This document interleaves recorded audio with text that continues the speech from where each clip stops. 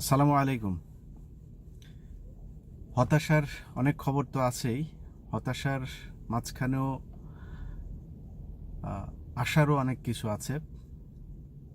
বাংলাদেশে এখন যুদ্ধ চলছে, শেখ হাসিনা যুদ্ধ ঘোষণা করেছে।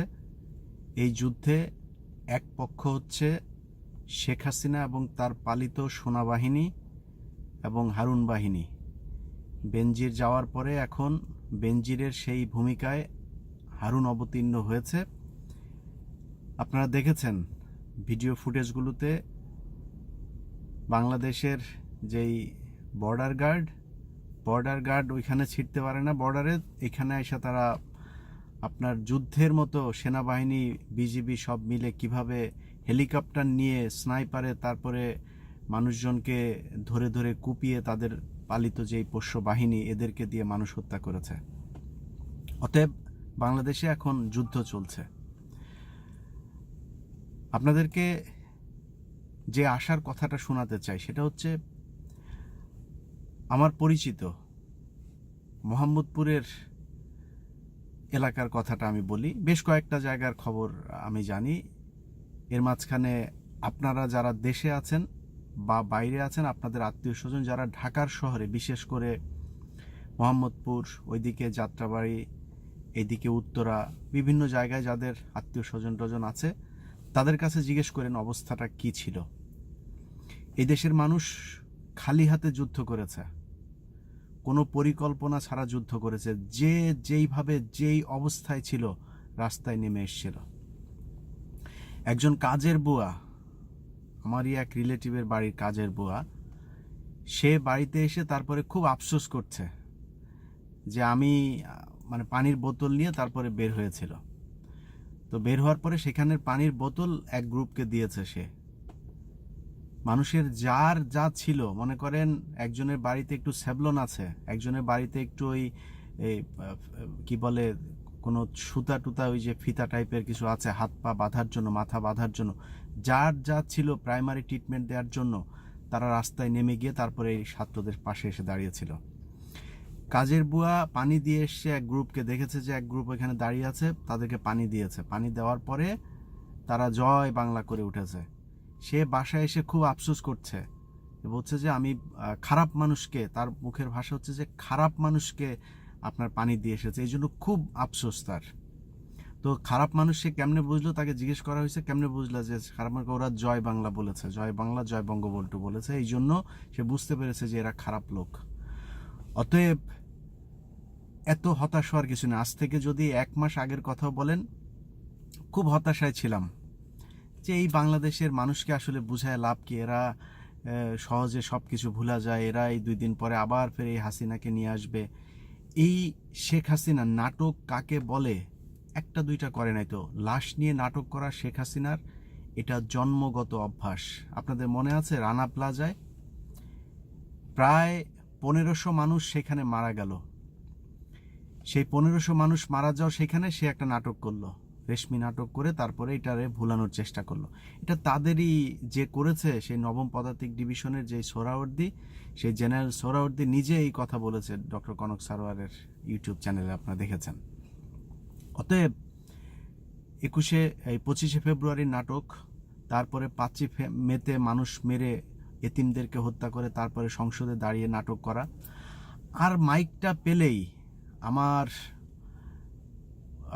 ভাই বাবা মা সবাইকে মেরেছে, পরিবার হারানোর কি যন্ত্রণা কষ্ট সেটা আমি বুঝি। ওর মুখটা যখন এই কান্নার মতো করে না, মনটায় চায় জুতা দিয়া গালের মধ্যে 2 পাশে 2টা লাগাই। একটা কুকুরের ছানার মতো দেখা যায়, ওরে দেখলেই অজগর সাপের মতো লাগে। তো এই কুকুরের ছানার এই অভিনয় আর মানুষের মাঝে বিভ্রান্ত তৈরি করে নাটক সাজিয়ে মানুষকে ভুলিয়ে রাখতো। তো মানুষও দেখতাম একবার রাসেল ভাইপার, সোহেল ভাইপার, এই ভাইপার ভুইপারের খেলা টেলা দেখে তারপরে ঠান্ডা হয়ে যায়। কিন্তু মানুষ যে এতটা ক্ষোভ নিয়ে চুপচাপ ছিল, এটা এবারের আন্দোলনে প্রকাশ পেয়েছে। যেই দেশের বাড়ির থেকে কাজের বুয়া, বাবা মা ভাই বোন, যেই মা সন্তানের মানে লাশের পাশে দাঁড়িয়ে বলতে পারে যে আমার ছেলে শহীদ হয়েছে, আমার কোনো কষ্ট নেই, সেই দেশের মানুষ কখনোই পরাধীন থাকতে পারে না। ইনশাআল্লাহ এই দেশ স্বাধীন হবে। এই সব ঘটনার পেছনে শেখ হাসিনা যেমন বলছে না যে কেউ না কেউ আছে, আমারও মনে হয় কেউ না কেউ আছে। তো কে আছে সেটা শেখ হাসিনা নিজেই বলেছে। আমি আর সেটার দিকে যাইতে চাই না, কারণ ওই কে পেছনে আছে সামনে আছে সেটা নিয়ে আমাদের মানে চিন্তা ভাবনা করলে চলবে না। আমাদের যুদ্ধ আমাদেরকেই করতে হবে। কিন্তু আপনাদেরকে একটা জিনিস চিন্তা করতে হবে, শেখ হাসিনার কথাটা কতটুকু সত্য। ধরেন ছাত্র আন্দোলনের এই যে স্টুডেন্ট জেনোসাইড হইল, আপনাদের সবার কাছে অনুরোধ, আপনারা যখন এই বিষয়টা নিয়ে কথা বলবেন, এটা কিন্তু গণহত্যা, ছাত্র গণহত্যা। অতএব আপনারা এইটাকে ইস্টাবলিশ করতে হবে যে স্টুডেন্ট জেনোসাইড হয়েছে বাংলাদেশে, এটা অন্য কোনো ঘটনা না। যেমন 15ই আগস্ট একটা ঘটনা, 21শে আগস্ট একটা ঘটনা, 30শে মে একটা ঘটনা, 7ই নভেম্বর একটা ঘটনা। এটা একটা ঘটনা। এই ঘটনাটা কি? এই ঘটনার এই দিনে ছাত্রছাত্রীদেরকে গণহত্যা করা হয়েছে। ঘর থেকে ঢুকে ঘরের ভেতরে গিয়ে দেখেছে যে স্কুলের স্টুডেন্টের কোনো পোশাক আছে কিনা, পড়ার টেবিল আছে কিনা। যেই বাসাতে পড়ার টেবিল আছে সেই বাসাতে ঢুকেই আপনার সেই ঘরের ভেতরে বিভিন্ন ঘরে ঢুকে তারা বলেছে যে শিক্ষার্থী কোথায়, বের করে দে। নারীদেরকে গায়ে হাত দেওয়া হয়েছে। এই ছাত্রলীগ যুবলীগ তারা তাদের ছত্রছায়ায় যেসব অসভ্যদেরকে নিয়ে তারপরে বিভিন্ন বাড়িতে ঢুকেছে, সেখানে গিয়ে তারা নারীদেরকে পর্যন্ত কি বলে শরীরে হাত দিয়েছে, তাদেরকে নানানভাবে হয়রানি করেছে। অতএব মানুষ লজ্জা শরমে এইসব কথা এখন বলতেও পারে না, কিন্তু একটা সময় গিয়ে আপনাদের কাছে অনুরোধ, এসবের ভিডিও ফুটেজ যা আছে, আমি আমার যেই জিমেল অ্যাকাউন্টটা আছে আপনাদেরকে বলেছি 15 minutes BD 15minutesbd@gmail.com। এখানে আপনাদেরকে আমার ফেসবুকেও আমি পোস্ট করেছি, সেখানে আপনারা পাঠিয়েছেন, অসংখ্য ভিডিও আমার কাছে এসছে, এবং আমার একটা টেলিগ্রাম চ্যানেলও খুলেছি। এগুলো আপনারা ছড়িয়ে দিবেন, মানুষকে এগুলো জানতে হবে। ভবিষ্যৎ প্রজন্ম 15ই আগস্টের আগে শেখ মুজিব এই দেশে যে গণহত্যা চালিয়েছে বারবার, সেগুলোর কোনো খোঁজ খবর নাই, কারণ সেগুলোর ভিডিও নাই, সেগুলির কোনো প্রমাণ নাই, ছবি নাই। এক বাসন্তীর যেই জালের জড়ানো যে ছবি, সেই ছবি নিয়ে অনেক কিছু ঘটে গিয়েছিল। এই ধরনের ভিডিও যদি ওই সময় থাকতো, এই ধরনের ঘটনা অনেকগুলো শেখ মুজিব ঘটিয়ে গেছে। অতএব এইবারের এই ঘটনা ভোলা যাবে না। আপনারা হাট করে এই যে একটা ইস্যুর পরে আরেকটা ইস্যু ভুলে যাবেন, এই ভুলাটা যাবে না। যেটা বলছিলাম যে স্টুডেন্টরা এই পরিস্থিতির মাঝখানে দাঁড়িয়ে তারা বলছে যে তারা আন্দোলনে আছে, আন্দোলন তারা চালিয়ে যাবে। তারা কয়েকটা দফা দিয়েছে, সেই দফা মানতে হবে। সেই দফা শেখ হাসিনা জীবনেও কোনোদিন মানতে পারবে না। বিশেষ করে ছাত্ররা বলেছে যে এই যে কিলিং হয়েছে, জেনোসাইড হয়েছে, এই সব কটার বিচার করতে হবে। যেই পুলিশরা, যেই সেনাবাহিনী, যেই বিজেপি গুলি চালিয়েছে তাদের বিচার করতে হবে। এই বিচার শেখ হাসিনা করতে পারবে না, তার পক্ষে করা সম্ভব না। সারা পৃথিবী এক হয়েছে। আমার বিশ্বাস কোনো না কোনো একটা শক্তি শিক্ষার্থীদের সাথে আছে এবং তাদেরকে গাইড করছে, এবং আমার মনে হচ্ছে যে তারা এই আন্দোলনটা চালিয়ে যাবে। হতাশার বিষয় হচ্ছে বিএনপির মহাসচিব, উনি ভদ্র মানুষ, ওনাকে আমি বলবো যে ভাই আপনি তো আবার নাস্তিক, তো বাম করতেন, তো ফখরুল সাহেব আপনি মানে অভিনয় করার কিছু নাই। হ্যাঁ, আপনারা তো এখন আওয়ামী লীগের কারণে অভিনয় করে মুসলমান সাজছেন। বিএনপিতে বহু এই মানে কি বলে এই যে শাহরিয়ার কবির আর এই যে এগুলি আছে, বহু আছে বিএনপিতে, কথা বলে না, চুপচাপ থাকে, ভাব ধরে তারা মুসলমান। এগুলি কিন্তু মুসলমান না।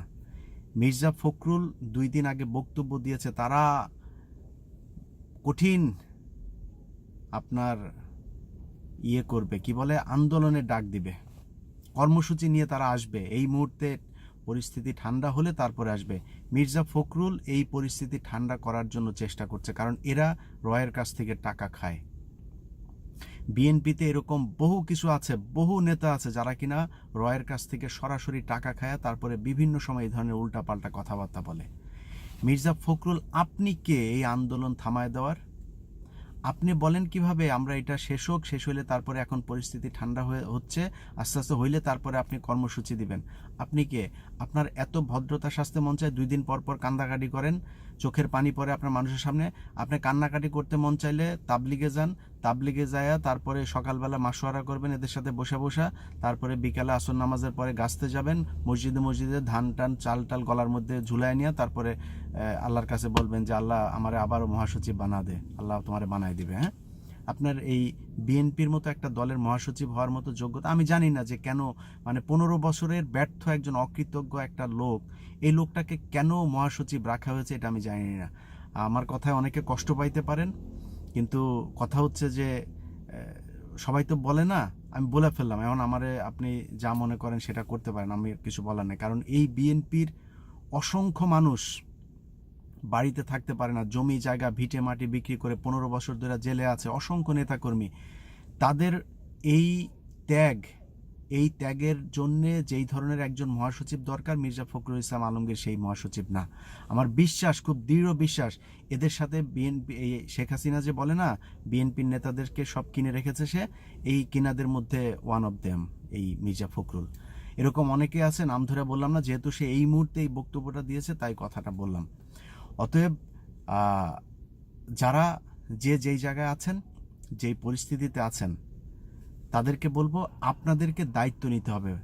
আমাদের কোনো নেতা নাই আসলে, অতএব আপনাদেরকে দায়িত্ব নিতে হবে। আপনার গ্রামে আপনার দায়িত্ব নিতে হবে। আপনার গ্রামে কোন ছাত্রলীগ, কোন যুবলীগ, কোন আওয়ামী লীগ নেতা আপনার বাড়িতে পুলিশকে রাতের বেলা এসে তারপরে আপনার ভাইকে ধরায় দেয়, আপনার বাবাকে ধরায় দেয়, আপনাকে ধরিয়ে দিয়েছে, তার ব্যাপারে আপনাকে পদক্ষেপ নিতে হবে। ওরা যুদ্ধ ঘোষণা করেছে, মরণাস্ত্র বের করেছে, সেনাবাহিনী, ট্যাঙ্ক, হেলিকপ্টার সব কিছু বের করে, যা যা প্রয়োজন সব যুদ্ধে যা যা দরকার হয় সব বের করেছে। অতএব আপনাকেও যুদ্ধ করতে হবে। সেই যুদ্ধ কেমনে করবেন? আপনার গ্রামে রাতের বেলায় পুলিশ যায় না, ওই পুলিশের সাথে, ওই পুলিশ এক গাড়ি পুলিশের সাথে যুদ্ধ করতে হবে। ঢাকায় এসে এরকম হাজার হাজার লক্ষ লক্ষ পুলিশের সাথে যুদ্ধ করার দরকার নেই। অতএব আমি মনে করি যে এই যুদ্ধ চালায় যেতে হবে। আমার এই ভিডিওটা এই মুহূর্তে যে দেখছেন, যারা যারা দেখছেন, আপনাদের কাছে অনুরোধ, ভিডিওটা পজ দেন। আপনারা বলছেন তো যে আপনাদেরকে, মানে আপনারা তো খুব উত্তেজিত, সোশ্যাল মিডিয়াতে তো দেখছি যে প্রচণ্ড মানুষ ক্ষেপে আছে, এবং ক্ষেপে তো আছেই। বিশেষ করে মধ্যপ্রাচ্যের মানুষদের কাছে আমরা কৃতজ্ঞ যে তারা জানে তাদের এই ঝুঁকিটা মাথায় নিয়েও এই আবেগটা তারা ধরে রাখতে পারেনি, তারা মিছিল করেছে। তাদের মধ্যে অনেকেই জেলে আছে, তাদের অনেকেই দেশে হয়তো তাদেরকে রিপোর্ট করা হবে, তারপরেও তারা এটা করেছে। বাংলাদেশের মানুষের আবেগের পরীক্ষা নেয়ার, ক্ষোভের পরীক্ষা নেওয়ার আর কোনো প্রয়োজন নেই। অতএব আপনারা সবাই এক হয়েছেন। বাংলাদেশের ইতিহাসে এই ধরনের একতা আজ পর্যন্ত দেখা যায়নি। সো যেটা করতে হবে, পজ দেন, কিছু কাজ আপনাদেরকে করতে হবে। এই কাজের মধ্যে প্রথম কাজ, সময় টিভির যারা সাবস্ক্রাইবার আছেন এই মুহূর্তে যা আনসাবস্ক্রাইব করে এসে তারপরে ভিডিওটা আবার দেখা শুরু করেন। এই মুহূর্তে আপনি যারে, আপনার আশপাশে যার সাথে দেখা হবে তারে যায় ফোনটা নেবেন, নিয়ে তারপরে তার ফেসবুক আর ইউটিউবে যায় আনসাবস্ক্রাইব করে তারপরে আসবেন। তাদের এই লক্ষ লক্ষ মিলিয়ন মিলিয়ন মানুষ, আমরা তাদের ভিডিও দেখি বলেই তারা এটা নিয়ে ব্যবসা করার সুযোগ পায়। তাদেরকে শেখ হাসিনা কাছে নিয়ে তারপরে আমাদের বিরুদ্ধে দাঁড় করায়। বাংলাদেশের হাজার হাজার সাংবাদিক, এই কয়েকদিন নেট ছিল না, কিন্তু নিউজ তো থাকার কথা। সাংবাদিকরা কাজ করে নাই? সাংবাদিকদের চোখের সামনেই তো এগুলো ঘটেছে। সাংবাদিকদের সেই ফুটেজ কোথায়? কেন সাধারণ মানুষের ফেসবুকের, ইউটিউবের, মোবাইলে ধারণ করা ছবি আমাদের কাছে আসে, সাংবাদিকদের সেই ছবি কোথায়? সাংবাদিকরা এই কয়দিন কি করেছে? এই জবাব বাংলাদেশের জনগণের কাছে একদিন দিতে হবে। তো অন্যদের কথা না বললেও সময় টিভি যেহেতু মাঠে ছিল, সময় টিভিকে এই মেসেজটা দিতে হবে যে বাংলাদেশের মানুষের বিরুদ্ধে গেলে বাংলাদেশের মানুষ তোমার চ্যানেলের সাবস্ক্রাইবার হিসাবে থাকবে না, তোমার ফেসবুক পেজের ফলোয়ার হিসাবে তারা থাকবে না। সো সেখান থেকে সরে আসেন। 2 নাম্বার, আজকে নিশ্চয়ই দেখেছেন গতকালকে জুনায়েদ আহমেদ পলক, এই কুকুরের ছানা বক্তব্য দিচ্ছে, সে নাকি প্রবাসীরা যদি রেমিটেন্স না পাঠায় সে তাদের বিরুদ্ধে পদক্ষেপ নেবে। পদক্ষেপ? পলক, তোরে যখন মানে এই পাবলিকের এই ইয়েটা যখন কিনা মানে পুরোপুরি বাম্বু হিসাবে আসবে না, তখন তোর পেছন দিয়ে পদক্ষেপ দেওয়া হবে। সে আজকে বলছে যে তার মার বয়স 80 বছর, সোশ্যাল মিডিয়াতে ফেসবুকে সে ঢুকতে পারছে না, তার বাবা মা তুলে তারপরে তাদেরকে আওয়ামী লীগের লোকজনকে গালি দিচ্ছে। ওর মার বয়স নাকি 80 বছর। খালাম্মা সরি, কিছু করার নাই। আসলে আমার ভিডিও যারা দেখছেন তাদের কাছেও সরি, দরকার হলে আনসাবস্ক্রাইব করে আমার কাছ থেকে চলে যান, এত সুন্দর করে বলতে পারবো না। তোর মার সাথে কোনো ভালো জিনিসের মিলনের ফলে তোর মতো পলক পয়দা হয় না। আওয়ামী লীগ কখনো মানুষে মানুষে এই মানে মিলন করে তারপরে আওয়ামী লীগ পয়দা হয় না। তোদের মায়েদের সাথে কুকুরের এই মিলনের ফলে তোরা পয়দা হওয়া, তোরা কখনো মানুষের পয়দা না। তোরা এই মুহূর্তে সারা দেশের মানুষ, ওরা এখন নতুন আরেক মাসলা নিয়ে আসছে, কি জানেন? ওরা বলে যে এইসব গুজব, এইসব নাকি বিভিন্ন সময়ের ভিডিও নাকি এগুলো করে তারপরে দেয়। এটা মানে ওদের মাথার ভেতরে সব সময় মানে একটা লজিক কাজ করে, ওই লজিক জীবনে আপনার মাথায় আসবে না, আপনার আমার মাথায় এই চিন্তা জীবনে কোনোদিন আসবে না। ওদেরকে এইভাবে বোঝানো যায় এবং ওরা এইভাবেই বুঝে। সো এই রেমিটেন্স, সে কালকে বলেছে না যে তার রেমিটেন্স পাঠানোর জন্য ব্যাংকের এই যে সকাল থেকে 8টা থেকে কয়টা পর্যন্ত খোলা রাখার ব্যবস্থা করা হয়েছে, আপনারা প্লিজ টাকা পাঠান। ওদের লুঙ্গি খুলে যাওয়ার মতো অবস্থা হয়েছে এই কয়েকদিন রেমিটেন্স না পাঠানোতে। আপনাদের কাছে অনুরোধ বাংলাদেশের মানুষ, অনেক অনেক মানে ত্যাগ তিতিক্ষা আপনারা করেছেন।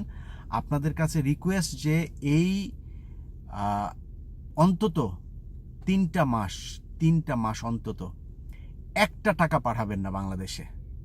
টাকা পয়সা যদি মনে করেন খুব ইমার্জেন্সি যদি পাঠাইতে হয়, সেটা ব্যাংকে পাঠাবেন না। যারা দেশে টাকা জমাচ্ছেন তাদেরকেও বলবো যে সামনের সময়টা খুব ভালো না, একটা অস্থির সময় আসবে। সো এই অস্থির সময়ের ভিতরে আপনার ব্যাংকে টাকা জমা রাখছেন, সেটাও যে কোন দিকে যাবে তার কোনো ঠিক নেই, মানে স্বার্থগত কারণটাও বললাম। কিন্তু যদি মানুষ হিসাবে, আপনি তো এগুলো দেখে তো আপনার প্রচণ্ড ঘৃণা হচ্ছে, মানুষ হিসাবে আপনার দায়িত্ব, টাকা যাবে না যাবে ব্যাংকে পড়ে থাকুক আর যাই থাকুক, এই টাকাটা আপনাকে তুলে ফেলতে হবে। কারণ আপনি যেই টাকাটা ব্যাংকে জমা করে রেখেছেন, এই ব্যাংক থেকে এই যে সামনে 1 তারিখ আসতেছে না, এই টাকা থেকেই এই পুলিশদের, এই শুয়োর ছানাদেরকে বেতন দিবে, এই বিজিবি সেনাবাহিনীর এই শুয়োর ছানাদেরকে বেতন দেওয়া হবে। সো আপনাদের টাকাগুলো ব্যাংক থেকে তুলে নেবেন। যারা বিদেশ থেকে টাকা পাঠাচ্ছেন, আল্লাহর ওয়াস্তে বাইরে জমা করেন। মিডল ইস্টে যারা আছেন তারা গোল্ড টোল বিভিন্নভাবে টাকা পয়সা রাখতে পারেন, সেখানে টাকা রাখেন। পরিবারকে বলেন ধার দেনা করে যেভাবেই হোক 3টা মাস চলতে। আপনার একটা টাকা যদি আপনি ব্যাংকিং চ্যানেলে বাংলাদেশে যদি পাঠান, এবং হুন্ডিতেও পাঠানো যাবে না, হুন্ডিতেও তারা কোনো না কোনোভাবে এটার সুবিধা সে আওয়ামী লীগের লোকজন নেয়। সো হুন্ডিতেও পাঠায়েন না। মানে আমার কথা হলো যে বাংলাদেশে এই মুহূর্তে কোনো টাকাই যাবে না বাইরে থেকে। সো সেই টাকাটা যদি না যায় তখন কি হবে? এর এই ধরে টান দিবে, মানে রিজার্ভ ধরে টান দিবে। সো ওকে চারিদিক থেকে চেপে ধরতে হবে। বাংলাদেশের মানুষ দেখিয়েছে কিভাবে মানুষ, ওরা তো এমনি পাগল হয়ে যায় না। ওই যে ওইদিকে আরেকটা পাগলা মানিক আছে, এই পাগলা মানিক এখন টকশোতে গিয়ে পাগলামি শুরু করে দিয়েছে। কারণ এই পাগলামি করার কারণ কি? মানে ওরা তো কোথাও যাইতে পারে না, যেখানে যায় সেখানে গালি খায়, যেখানে যায় সেখানে ওদেরকে মারধর করে, ওদেরকে যা ইচ্ছা তাই, এটা ওরা দেখছে। সো মানুষের এই ঘৃণার কারণে ওরা দিন দিন পাগল হয়ে যাচ্ছে। ওদেরকে পাগল হয়ে রাস্তায় রাস্তায় ঘুরতে হবে। এরকম দিন এই সরকার, এই আওয়ামী লীগ যতদিন থাকবে, ওদের পরিণতি এর চাইতে আরও ভয়ঙ্কর থেকে ভয়ঙ্কর। খালেদা জিয়া বলেছিল পচে গলে তারপর দুর্গন্ধ ছড়াবে এই আওয়ামী লীগ। অতএব আপনার দায়িত্ব যা আপনি পালন করেন। যে কথাগুলি বললাম ভিডিওর পরে আবারও বলছি, সময় টিভি থেকে আনসাবস্ক্রাইব করে আসুন প্লিজ। আর রেমিটেন্স 1 টাকাও না, যার অ্যাকাউন্টে টাকা আছে টাকাগুলো তুলে ফেলেন। ইনশাল্লাহ আমার বিশ্বাস শেখ হাসিনাকে যেতে হবে। বাংলাদেশে মানুষ এইভাবে কোনোদিন রাস্তায় আর জীবনে কোনোদিন নেমে আসে নাই। আল্লাহ হাফেজ।